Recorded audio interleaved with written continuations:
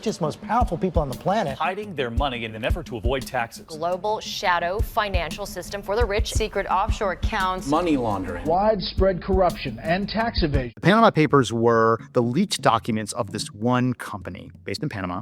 They were called Mossack Fonseca, basically a one-stop shop for wealth defense. They served lots of different types of people. So there were criminals among their client base. There were also politicians. There were also like just regular old millionaires, right, who wanted to like use them to set up a trust or something.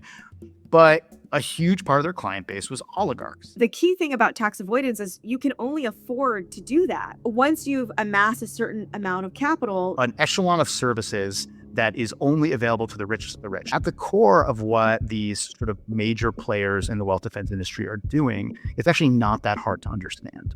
If you imagine any kind of asset, it can be money, it can be property, it can be stock or whatever. The government can only tax an asset if it knows who owns it, because you can't tax nobody. And so the job of the wealth defense industry is to muddy the link between an asset and its owner. You can see the asset, but you don't know who owns it. And you can see the rich person, but you don't really know what they own. The point is that the connection between asset and owner runs through a maze that is impossible to navigate. These shell companies, you can't emphasize how important they are to everything from campaign finance and financial secrecy and offshoring to the rise of oligarchy. They are this kind of core ingredient that touches on everything. The amount of money that governments around the world basically don't get to collect in taxes globally, it's about $500 billion a year.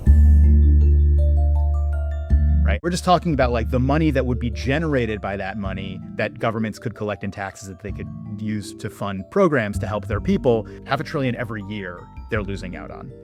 In the US alone, it's in the neighborhood of like $100 billion that we miss out on every year. And in 2001, they determined that the average American is paying 15% more in taxes because of the taxes the ultra rich aren't paying. I mean, that's basically what the honest taxpayer is making up, which basically means that everybody is paying 15% more. That's 25 years ago. And I got news for you. The ultra rich pay less in taxes than they did 25 years ago. So that number is almost certainly more than 15% today.